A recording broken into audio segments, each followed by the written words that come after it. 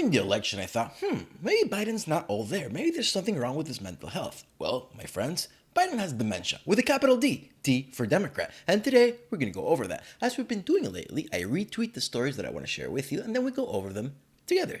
Today, we're going to go over Biden's dementia, Kamala's inability to be liked, and Jen Psaki doing the best she can with the shit administration that the Biden regime turned out to be.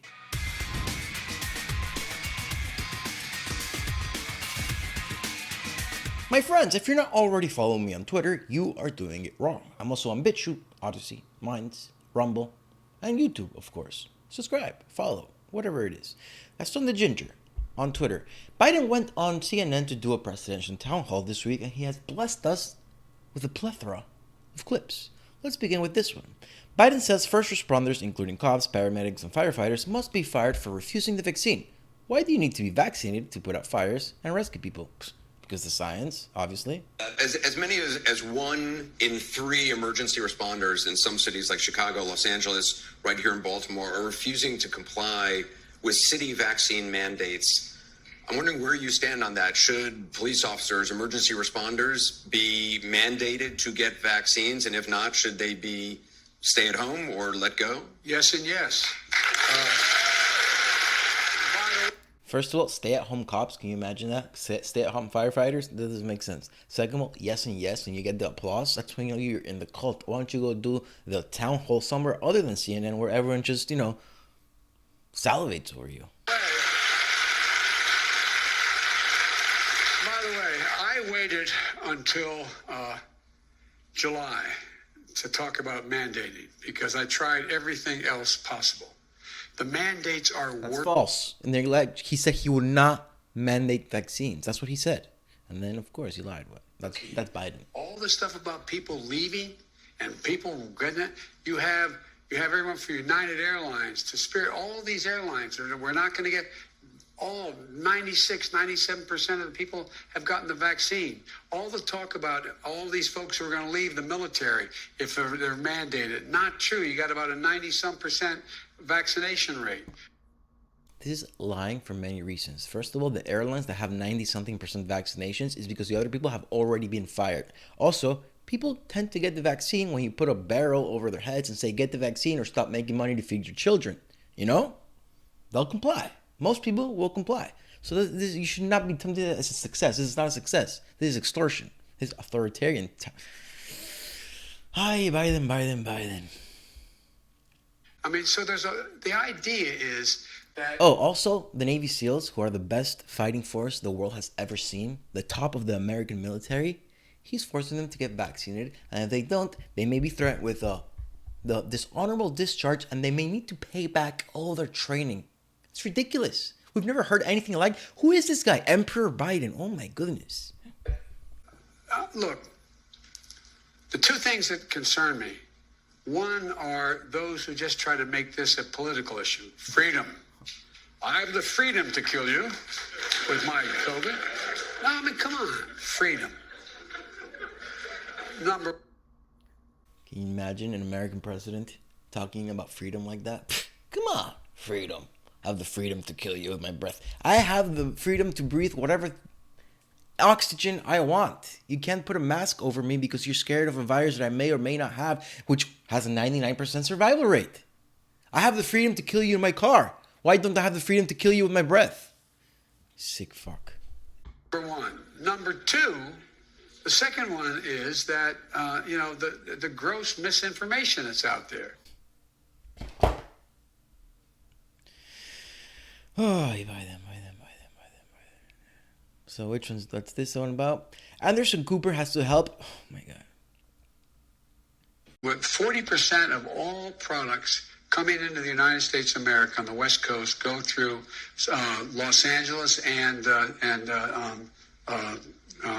what am I doing here? Is it Long Beach? Long Beach, thank you. All right, so first of all, the President of the United States just said, what am I doing here? This man is sick. He has dementia. He doesn't know what's going on around him most of the time. Second of all, why is the media helping him? Why are they feeding him? If you forget something, don't say, Long Beach? Don't help him. You're the media. You're not the Democratic arm. Sheesh. Okay, this is fantastic. Kamala Harris. If you guys thought Hillary Clinton was unlikable, let me present you to the most unlikable human being on earth. Disingenuous is not even enough to describe it. I have a motto. I eat and drink no for breakfast. Don't hear it. First of all, she was expecting a laugh. Nobody laughed. Also, let's just, I'm going to pass it at her face. I eat and drink no for breakfast. She's going to be president soon, guys. That face is going to be president soon. My goodness. I miss Hillary Clinton already. Oh, this is fan. Jen Psaki, who gives all gingers a bad name, who is the lying in chief, which, you know, that's her job. So you can't hate her personally, although I'm tempted to. She did this spinning of a fact that I thought was artful, masterful. I'm not even mad at her for it. Watch. We've seen from companies, large companies, private sector companies that have implemented these requirements across the board. Okay, following up on something else the president said last night. Why did President Biden say he has been to the border? Well, Peter, as you may have seen, there's been reporting that he did drive through the border when he was on the campaign trail in 2008, and he is certainly familiar with the fact, and it stuck with him. So Biden went to the border in 2008. So when we have a border crisis today, we can all say that Biden drove through the border. Yeah, he was there at the border. He went to the border during the campaign in 2008. And she said it with a straight face. I find that. With the fact that in El Paso, the border goes right through the center of town. But what the most important thing everyone should know and understand is that the president has worked on these issues throughout his entire career and is well versed in every aspect of our immigration system, including the border. That includes when he was vice president and he went to Mexico and Central America 10 times to address border issues and talk about what we can do to reduce the number of migrants who are coming to the border. He worked in a bipartisan manner with senators like Ted Kennedy here. If he knew what he was doing so much with the border, why are we experiencing the worst border crisis in the United States history? Why are there been 1.4 million apprehensions since he took office? And we can't even imagine the amount of people that haven't been apprehended. And we're going to get to immigration later. But Jen Psaki, you did a good job with this one. The president did go to the border in 2008. So a little more about Biden's dementia. I don't see anything that's going to happen in the meantime that's going to significantly reduce gas prices. About that, with just in terms of inflation, because you had told us at a town hall, I think it was in July, that this was just near term. Holy shit! Did you guys see his arms? Let's rewind that. Tell me he doesn't have dementia. Look at his arms. Don't pay attention to Anderson Cooper. Look at Biden's arms. About that, with just in terms of inflation, because you had told us at a town hall, I think it was in July, that this was just near-term inflation. The Wall Street Journal recently talks to like 67. What is he grabbing onto? What is he grabbing onto? Are you going to tell me that he's all there?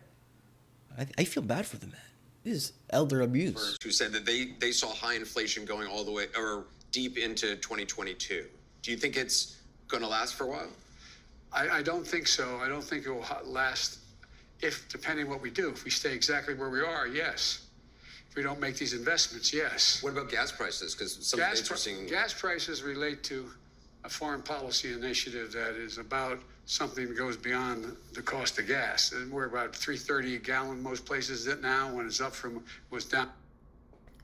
Joe, we were independent when it came to gas during the Trump administration. But Joe came to office, shut down the pipelines, gave Russia the go-ahead to open their own pipeline, and now we're dependent on OPEC and Russians. Unbelievable what this guy's doing. Build back better. Yeah, the rest of the world, except for us. China, Russia, North Korea. All our enemies. Interesting. Huh. Should we listen to a little more of him? How long is this? It's a pretty long video.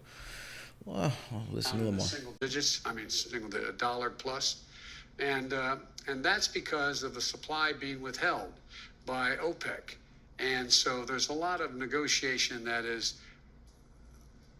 We were independent, and now you made us dependent on OPEC. So don't blame OPEC for this. Makes me sick. Let's move on. Oh, so, all right. we see this picture, right? Biden with dementia, grabbing onto something. I thought this was interesting. Is it true? I don't know, but let's take a read here. Why do Alzheimer's patients clench their hands? Dementia makes it very difficult to process stimuli and new information, causing many people with Alzheimer's disease to become anxious. This anxiety often manifests itself in the form of fretlessness, pacing, handwriting, and rocking. So, does Joe Biden have dementia? I don't know. It certainly seems that there's something wrong with his mental illness. And now let's talk about our last story of the day. As I told you before, 1.4 million immigrants have been apprehended by Border Patrol since, Emperor Joe took office. And that's not counting the ones that haven't been apprehended. But now, check this out. Breaking!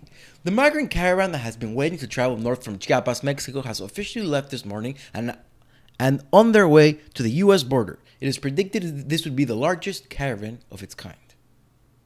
So we're talking 250K plus. Check this out, boys.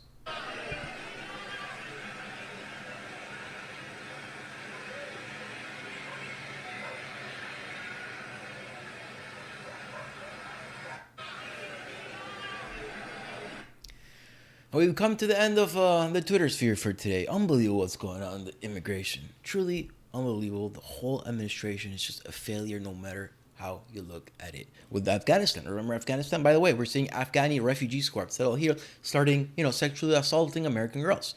Am I stereotyping the whole Afghani population? No. But what we saw in Europe, and when the whole Syria and Afghani migrants, a couple, 4 or 5 years ago, they became the predominant sexual assaulters of Germany and France.